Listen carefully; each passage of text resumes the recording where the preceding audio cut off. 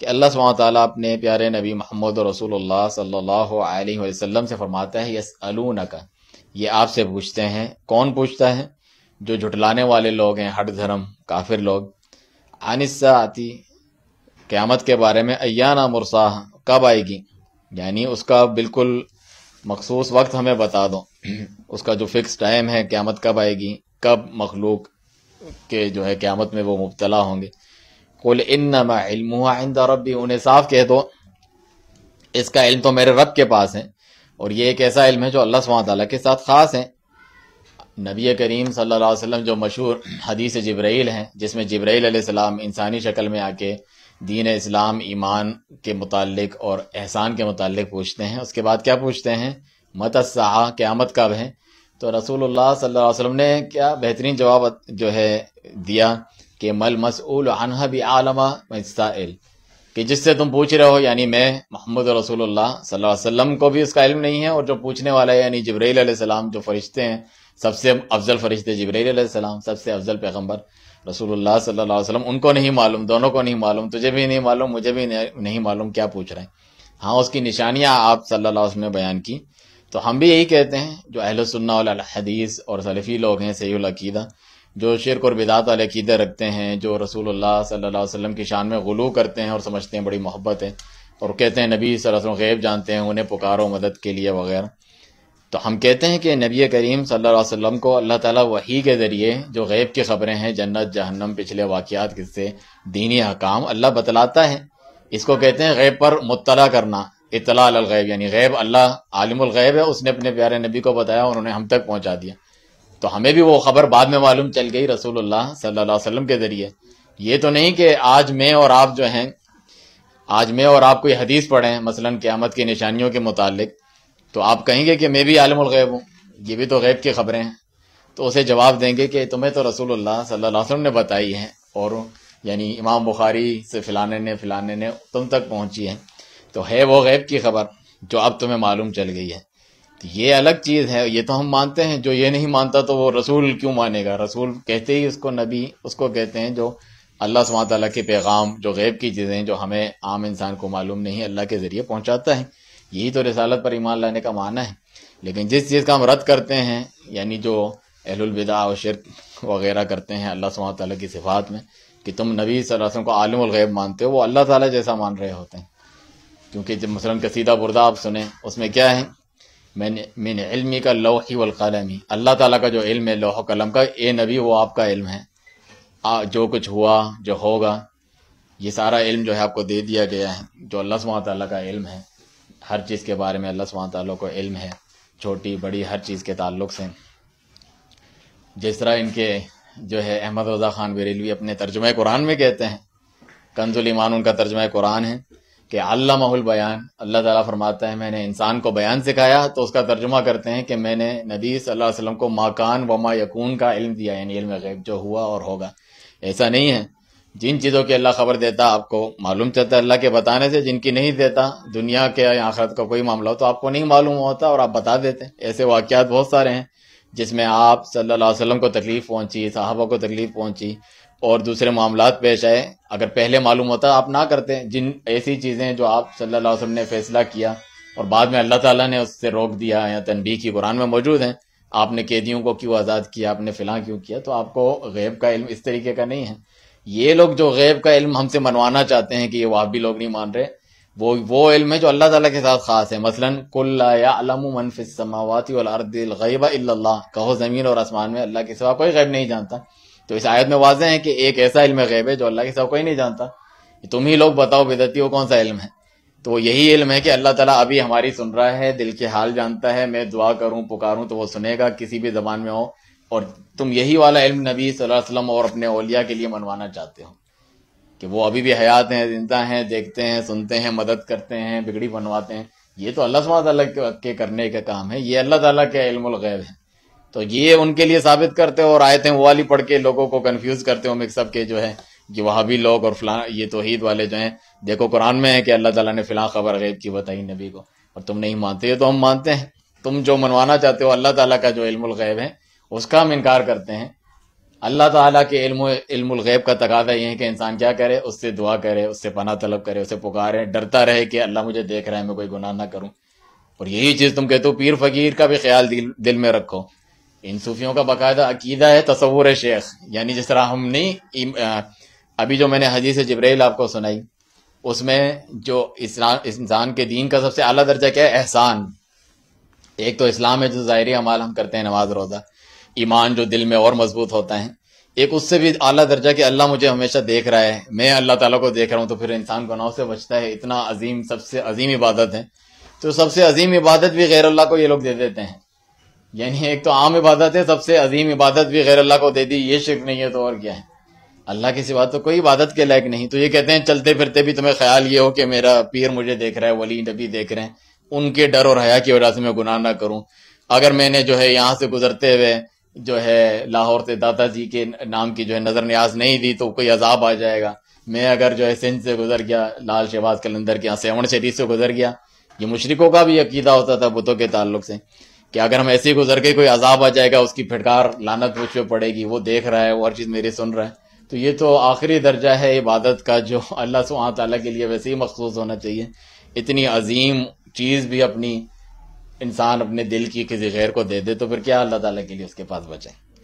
چنانچہ اس میں بھی اللہ سبحانہ تعالیٰ فرماتا ہے کہ قیامت کا علم تو صرف اللہ سبحانہ تعالیٰ کے پاس ہے۔ قل انما علمها عند ربی، یہ ایسا علم نہیں ہے کہ نبی صلی اللہ علیہ وسلم کو دے دیا گیا ہو۔ جن چیزوں کا بتایا تھا معلوم تھا، جن چیزوں کا نہیں بتایا گیا تھا نہیں معلوم تھا۔ لا یجلیھا لوقتھا الا ھو، تمہیں کیا جلدی پڑی ہے؟ اللہ تعالیٰ قیامت لانے والا ہے، وہ اپنے وقت پر اسے لے آئے گا۔ ثقلت فی السماوات والارض، یہ کوئی معمولی چیز تو نہیں ہے کھیل تماشا جس کو تم کہہ رہے ہو کہ جلدی آئے، کب آئے گی۔ اللہ تعالیٰ فرماتے ہیں ثقلت فی السماوات والارض، زمین اور آسمان پہ اس سے بڑھ کر کوئی مشکل گھڑی، اس سے بڑھ کر کوئی بھاری اور پریشان کن حالات نہیں ہوں گے جو قیامت آنے والے ہوں، قیامت آئے گی جب۔ تو تمہیں تو اس سے ڈرنا چاہیے۔ جو لوگ واقعی ایمان لاتے ہیں وہ تو ڈرتے ہیں کہ آ جائے قیامت کا لئی، ہم نے کوئی تیاری نہیں کی، اور جنہیں پرواہ نہیں ہے اور لے آؤ قیامت، کیا بولتے ہو؟ انسان تو بلکہ یہ سوچیں کہ رسول اللہ صلی اللہ علیہ وسلم نے کیا فرمایا کہ جو مر گیا اس کی قیامت شروع ہو گئی، تمہارا حساب کتاب شروع ہو گیا، موت تو کبھی بھی کسی کو بھی آ سکتی ہے، تو تمہیں اس سے پوچھنے سے کیا فائدہ۔ ایک اور صحابی نے پوچھا تو آپ صلی اللہ علیہ وسلم نے بہت بہترین جواب اسے دیا جو سب کے لیے رہنما ہے۔ فرمایا، اس نے پوچھا متی الساعہ، قیامت کب آئے گی؟ فرمایا وماذا اعددت لها، تو نے اس کی تیاری کیا کی ہے جو پوچھ رہے ہیں؟ پوچھے اس کی جلدی تو وہ مچائے جس نے امتحان کی تیاری کی ہوئی ہے۔ تیاری وغیرہ کرنے کی زیادہ پرواہ کرو، جب آنی ہوگی آ جائے گی، جب بھی آئے گی اگر تم اچھے انسان ہوگے تو آ جائے، کل آئے مجھے کوئی پرواہ نہیں، خوش رہے گا، اسے نہ کوئی خوف ہوگا نہ غم ہوگا، اللہ کے جو ولی، اللہ کے جو دوست ہیں۔ اور اگر تم برے ہو، اپنی حالات بہتر نہیں بنانا چاہتے تو آ جائے کل آئے، دونوں میں ہی خسارہ ہے تمہارا۔ اس سے پہلے توبہ کرو، اس کی پرواہ کرو۔ تو لا تأتیکم الا بغتۃ، تمہارے اوپر اچانک آئے گی، ایسے نہیں کہ پہلے سے تمہیں کچھ بتا دیا جائے، اچانک آئے گی۔ یسألونک کأنک حفی عنہا، آپ سے یہ لوگ اس طرح پوچھ رہے ہیں جیسا کہ آپ نے پوری تحقیق کر کے معلوم کیا ہوا ہے کس ٹائم آئے گی۔ اس قسم کے سوالات شوق دکھا رہے ہیں، یعنی کیا ایمان لانے کا شوق نہیں، عبادت کرنے کا شوق نہیں، اور قیامت کب آئے گی یہ پوچھتے ہیں۔ بہت سارے ایسے لوگ ہیں، اس چیز کا سوال کرنا چاہیے جو انسان کو فائدہ دے۔ چنانچہ رسول اللہ صلی اللہ علیہ وسلم کو ایک تو علم نہیں، دوسرا آپ نے خود بھی اللہ سے نہیں پوچھا، یعنی سب سے زیادہ اپنے رب اللہ سبحانہ تعالیٰ سے اچھائی کی باتیں پوچھنے والا کون ہو سکتا ہے؟ خود رسول اللہ صلی اللہ علیہ وسلم کے امت کو یا آپ کو جس چیز کی ضرورت ہے آپ پوچھتے ہیں، تو آپ نے نہیں پوچھا، تم کون ہوتے ہو پوچھوانے والے کہ پوچھو قیامت کب ہے؟ حالانکہ قیامت کی زیادہ پرواہ تو انہیں تھی، انہوں نے نہیں پوچھا۔ کیوں نہیں پوچھا؟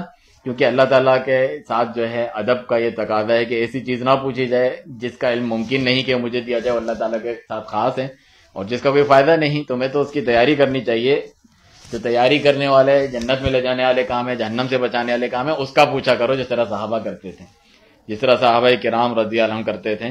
تو آپ صلی اللہ علیہ وسلم نے اس کا نہ پوچھا نہ بتایا، نہ آپ کو بتلایا گیا۔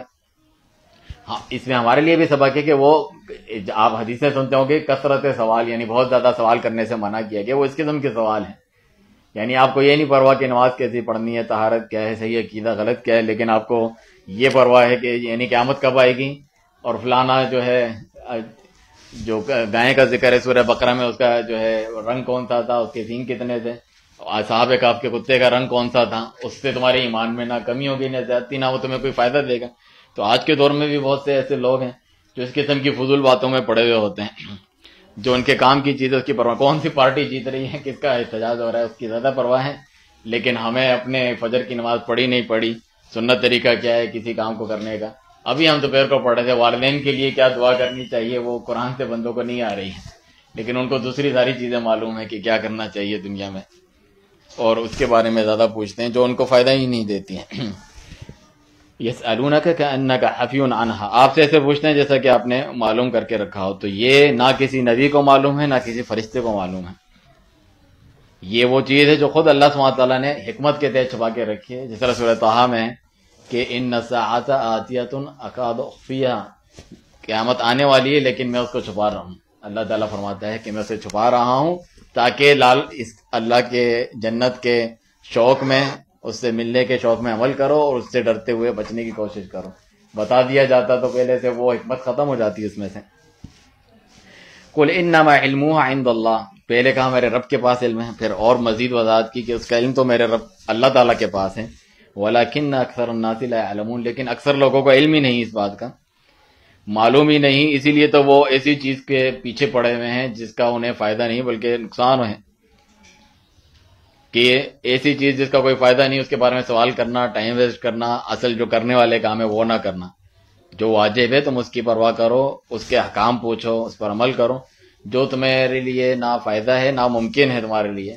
جب نبی صلی اللہ علیہ وسلم کو نہیں پتا ہے، یہ 5 غیب کی کنجیاں، چابیاں ہیں جو اللہ نے اپنے پاس رکھی سورہ لقمان کے آخر میں، تو پہلی کیا ہے، ان اللہ عنده علم الساعہ، قیامت کا علم اللہ کے پاس ہے، ماں کے پیٹ میں کیا ہے، بارش کب نازل ہوگی، کوئی شخص کیا کمائے گا، کہاں مرے گا، یہ 5 غیب کی کنجی ہے جو اللہ کے سوا کوئی نہیں جانتا، تو پھر کیوں اس کے پیچھے پڑے ہو؟ اور نہ اللہ تعالیٰ نے تم سے یہ مطالبہ کیا، کسی انسان کو اللہ نے پابند بنایا ہے کہ تم معلوم کر کے بتاؤ قیامت کب آئے گی۔ یہاں بڑے بڑے مفکر اسلامی اسکالر بنے پھر رہے ہوتے ہیں، قرآن کی تفسیر بتا رہے ہوتے ہیں، کوئی بابا جی یوٹیوب پہ بتا رہے جو ہے 20 سال بعد آ جائے گی، وہ پتہ نہیں ڈاکٹر اسرار احمد بھی کچھ بتا کر کے اتنے سال بعد قیامت آئے گی، اپنے ذائچے بناتے رہتے ہیں، میرے مطابق جو ہے 2000 فلانے میں آ جائے گی، وہ کہہ رہے ہیں میرے مطابق یہ پوری ہو چکی آ جائے گی۔ فلمی انداز بنا رکھا ہے انہوں نے اللہ سبحانہ تعالیٰ کے احکامات کا، قیامت کو بھی یعنی ایک مذاق ہے۔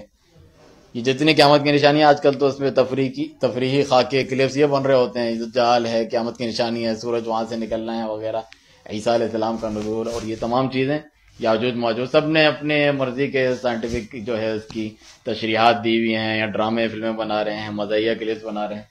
یعنی ایسے لوگوں کو پرواہ ہی نہیں ہے، اپنے دین کو کھیل تماشا بنا دیا نا۔ یہود و نصارہ کے تو دینی لطیفے بھی ہوتے ہیں، چرچ والے الگ لطیفے ہیں، نعوذ باللہ نبیوں پیغمبروں کے بھی لطیفے ہیں، کامیڈی سب کچھ بنایا ہوتا ہے، کیونکہ وہ بد اخلاق، بد تمیز، بے ایمان لوگ ہیں۔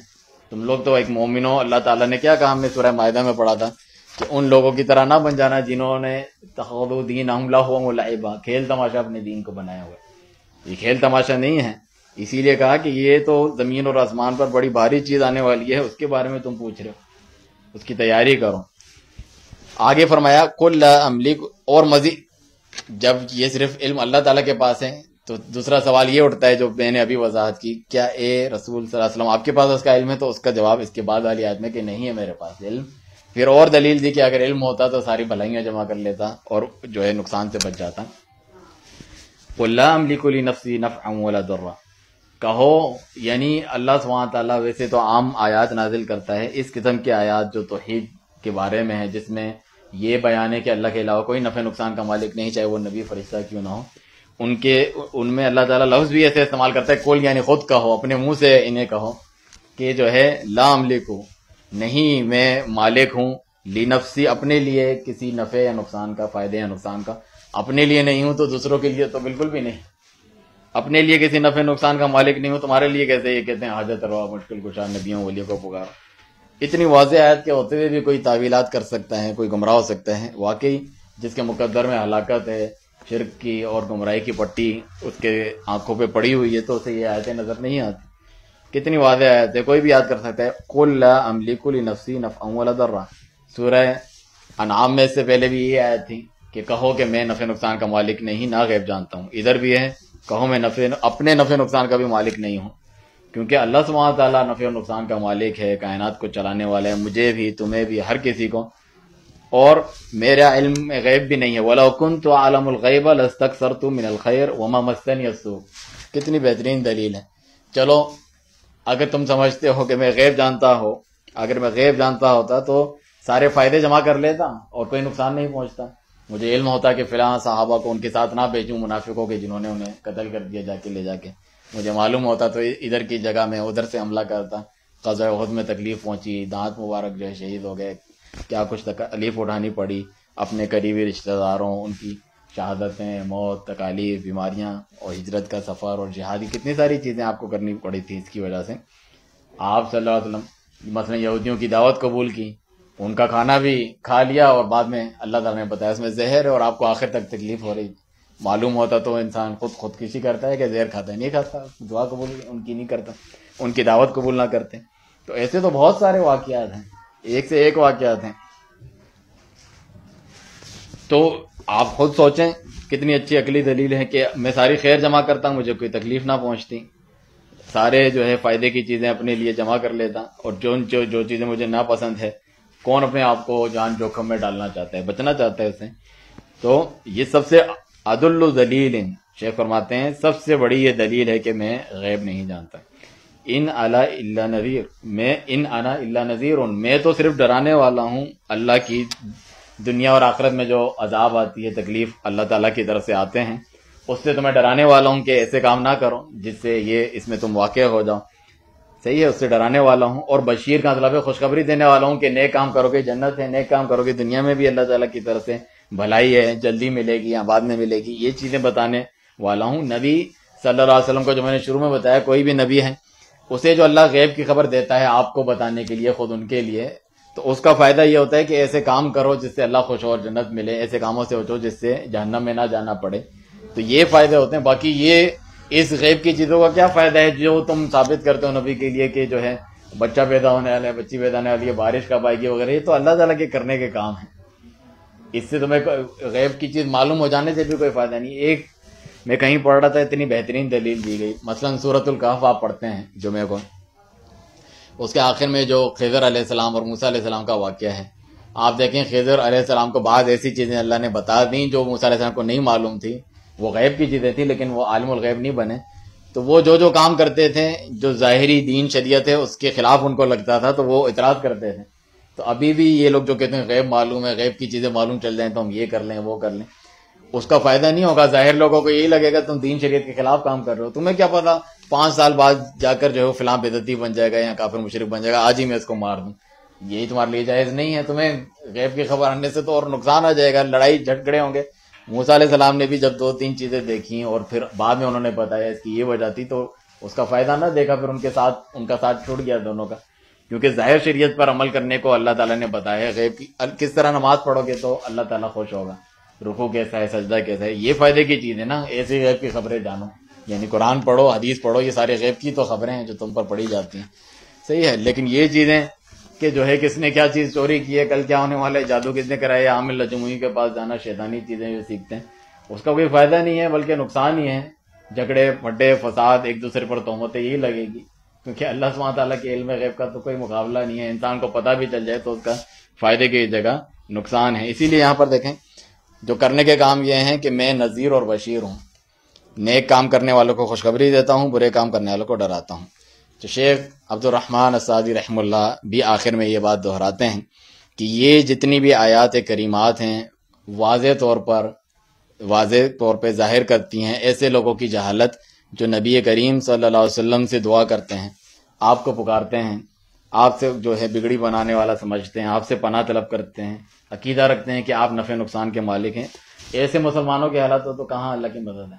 یہ ان کا اسلامک چینل ہے QTV، وہاں بندہ بیٹھا ہوا ہے، اتنا بڑا جو ہے نعت خواں اور عالم پروفیسر اپنے کو کہلاتے ہیں کہ جو ہے امت مر رہی ہے ہر جگہ، ہم تباہ ہو گئے ہیں، اور یہودی جو اور نصرانی وہ اپنے جو ہے مسیح دجال کا انتظار کر رہے ہیں، اس کو پکار رہے ہیں دیوار گریا کے پاس جا کے۔ تو ہاں انہیں چاہیے کہ ہمیں بھی یہ چھوڑیں سعودی گورنمنٹ والے کہ ہم اپنے رسول صلی اللہ علیہ وسلم سے مانگیں، دعائیں کریں کہ امت کو بچا لو، ہماری بگڑی منا لو، اور جو ہے ان سے گورنمنٹ کے لیول پہ جو ہے ریکویسٹ کرنی چاہیے کہ جو ہے سب کو چھوڑو، وہاں روئیں گے، گڑ گڑائیں گے، سجدے میں گریں گے، پکاریں گے، دعائیں کریں گے، یعنی آپ کے علاوہ کوئی نجات دینے والا نہیں. وہ سر سن رہے ہیں بیٹھ کے مختلف شیعہ سنی مختلف قسم کے بدعتی شرکی عقائد رکھنے والے، یعنی صحیح کہہ رہا ہے وہ. کتنے مظلومیت کی بات ہے، کتنے افسوس کی بات ہے امت پہ.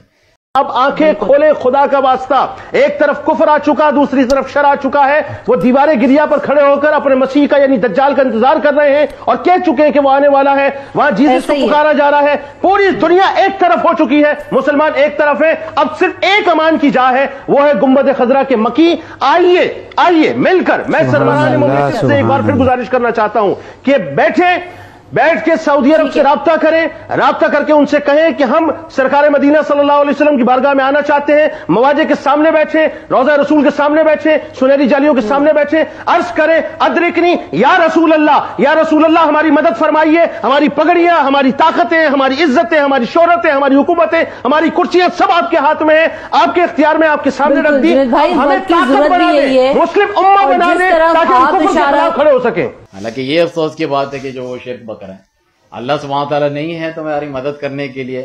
اگر اللہ سبحانہ تعالیٰ تمہیں بے یار و مددگار چھوڑ دے تو کوئی مدد کرنے والا نہیں، اور اللہ سبحانہ تعالیٰ تمہاری مدد کرے تو تمہیں کوئی ہرا نہیں سکتا. یہ عقیدہ مومنوں کے دل میں راسخ کیا آپ صلی اللہ علیہ وسلم نے، اور تم جو ہے اس کے برخلاف عقیدہ لوگوں کے دلوں میں بٹھا رہے ہو، انہیں پکار رہے ہو جو خود اپنے نفع نقصان کے مالک نہیں ہیں.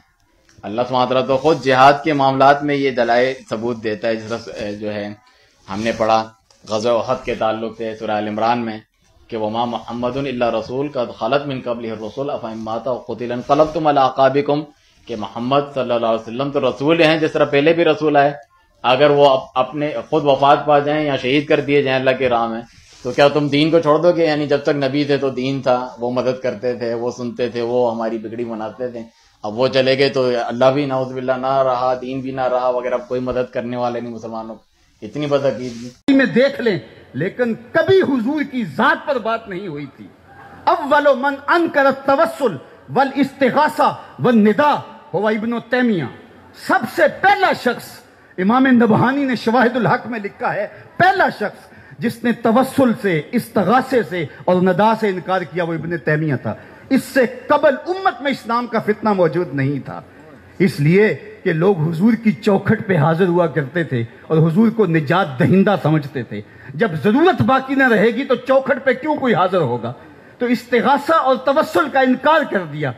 یہ صحابہ کرام کے سلف کے فہم کے مطابق صحیح سلفی عقیدہ یہی ہے. جبھی تو ابو بکر صدیق رضی اللہ عنہ جو امت میں سب سے زیادہ علم رکھنے والے سب سے افضل ہیں، انہوں نے یہی آیت پڑھی جب لوگ بڑے جذباتی ہو گئے.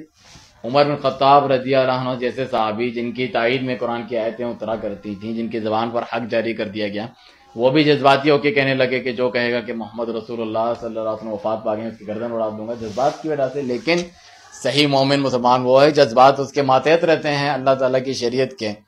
جو یہ اپنے جذباتوں کے جذباتی باتیں کر کے جو ہے کسی چیز کو گستاخی باور کراتے ہیں، کسی چیز کو ادب اور محبت، ایسا نہیں ہے. اور ان کے سامنے بھی جب رسول اللہ ابو بکر صدیق رضی اللہ عنہ نے آیات پڑھی تو وہ فوراً مان گئے، اور ایسا لگا کہ آج ہی آیتیں نازل ہوئی، ان کا صحیح معنی سمجھ میں آیا تو انہوں نے مانا کہ واقعی اب وفات پا گئے. تو یہ ان کا عقیدہ تھا. کسی صحابی نے اس پہ اعتراض بھی نہیں کیا، اس مطلب سارے صحابہ کا اجماع ہے، سب کا یہ عقیدہ تھا. آج کتنے مسلمان فرقے ہیں وغیرہ رسول اللہ صلی اللہ علیہ وسلم حجت روائیں، مشکل کشائیں، بگڑی مناتے ہیں، حاضر ناظر ہیں، ہمیں دیکھ رہے ہیں، سن رہے ہیں. اسی طرح آپ کو وفات پا گئے ہیں، جس طرح اوروں پہ موت آنی آپ پر آ گئی ہے، اور جو جنت کی نعمتیں ملتی ہیں، قبر نعمت یا عذاب ہوتے ہیں، آپ تو نعمتوں میں اعلیٰ درجات میں، یہ ماننے کو تیار نہیں. زندہ ہیں، دنیاوی زندگی جیسے زندہ ہیں، آتے ہیں جاتے ہیں، سب کچھ کرتے ہیں، لکھا ہوا ہے. بریلوی تو بریلوی ہیں، جو شرکی عقائد والے ہیں وہ تو اس چیز کو گستاخی سمجھتے ہیں. ان کے جو ہے ٹی وی کے اتنے چینل پہ جو ہے ایک کوئی مناظرہ ہو رہا تھا، لیڈیز کو سنا رہے تھے، وہاں پر ادھر کھڑے ہو کے کہہ رہے کہ جو آپ صلی اللہ علیہ وسلم کو یہ کہے کہ وفات پا گئے ہیں وہ مسلمان نہیں، انسان بھی نہیں ہے، انسان کہلانے کے لائق نہیں ہے ڈاکٹر صاحب، یوں کر کے جو ہے وہاں سے چلے گئے. اپنا عقیدہ ہوتا کہ مسئلے پر بات کی. احمد رضا قاضی صاحب آپ اس کی میزبانی کریں، جہاں رسول کو مردہ کہا جائے گا اور یہ کہا جائے گا اس کی کہ میں نہیں کر سکتا میزبانی. معاف کیجیے گا، ہم بھی چلیں گے. ڈاکٹر صاحب پروگرام کو سمیٹ کے جائیے. میرے پیارے نبی پاک صلی اللہ علیہ وآلہ وسلم کے لیے मुर्दा का लफ्ज़ तो बहुत बड़ा है, इससे हल्का लफ्ज़ भी कोई कहे हम ऐसे शख्स के साथ बैठने को तैयार नहीं हैं। ये हमारा ऐलान है, या तो ये तौबा करें या ये जाएं, वरना हम जाएंगे। वो इस लायक नहीं है कि उसका तहफ़्फ़ुज़ किया जाए। वो मुसलमान होना तो दूर की बात, इंसान होने के लायक नहीं है। इसी तरह जो अल-मुहन्नद अल-मुफ़न्नद उलमाए देवबंद की किताब है, उसमें अकीदा लिखा हुआ है कि हमारा और तमाम उलमाए देवबंद का अकीदा है कि रसूलुल्लाह सल्लल्लाहु अलैहि वसल्लम जो है दुनिया से पर्दा किया है और दुनियावी ज़िंदगी जैसे जिंदा है। वफात पाने के बाद अल्लाह का वादा पूरा करने के लिए एक आन के लिए, एक वक्त के लिए मौत आई, लेकिन फिर दुनियावी ज़िंदगी जैसे जिंदा है। तो इनके तो किस्से कहानियाँ किताबों में है कि दो मौलवी आपस में झगड़ पड़े थे देवबंद के, उनका झगड़ा जो है सेटल करके आप सल्लल्लाहु अलैहि वसल्लम कब्र से आके वापस चले। इस किस्म के वाक़यात लिखे हैं।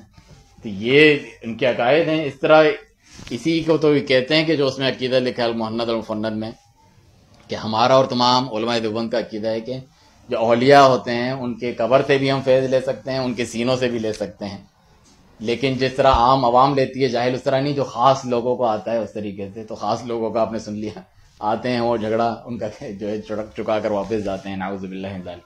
तो ये तमाम शिरकिया अकायद वाज़े कुरान की आयात के ख़िलाफ़ हैं, जो गुलू करते हैं, रसूलुल्लाह सल्लल्लाहु अलैहि वसल्लम की नाफरमानी करते हैं, जबकि वाज़े तौर पर रोका कि मेरी शान में गुलू ना करना। कि आप सल्लल्लाहु अलैहि वसल्लम की शान की भी कोई हद है? हाँ है। इसमें क्या है? क्या आप सल्लल्लाहु अलैहि वसल्लम की शान इतनी तो नहीं कि अल्लाह ताला के बराबर हो जाए? आपको ये मानना चाहिए, वरना तो शिरक हो जाएगा। आप सल्लल्लाहु अलैहि वसल्लम जो है बशर हैं और अल्लाह के रसूल हैं, इमामुल अंबिया हैं, सब कुछ हैं, लेकिन अल्लाह की रुबूबियत या उलूहियत में किसी तरीके के शरीक नहीं है। जिस तरह ईसा अलैहिस्सलाम अल्लाह सुब्हानहू व तआला के नाउज़ुबिल्लाह बेटे नहीं है या उनके शरीक नहीं है। तो यही कहा कि मुझे इस तरह बड़ा चढ़ा के बयान ना करना गुलू, जिस तरह नसारा ने ईसा इब्न मरियम अलैहिस्सलाम को बड़ा चढ़ा के बयान किया। इन्नमा अना अब्दुन, मैं तो अल्लाह का बंदा हूँ, इंसान हूँ और उसका रसूल हूँ, तुम में से सबसे अफजल हूँ। लेकिन ये नहीं कि अल्लाह ताला की रुबूबियत उलूहियत में कोई शरीक हूँ या मुझे पुकारो, मुझसे दुआ करो। अल्लाह सुब्हानहू व तआला से दुआ है कि सही अकीदा अपनाने, हर किस्म के शिर्क और बिदात से उम्मत को बचाए, ताकि उनकी मदद और नुसरत हो कुफ्र और शिर्क और काफिरों के मुकाबले में। और सुब्हानक अल्लाहुम्मा व बिहम्दिक अशहदु अन ला इलाहा इल्ला अंत अस्तगफिरुका व अतूबु इलैक।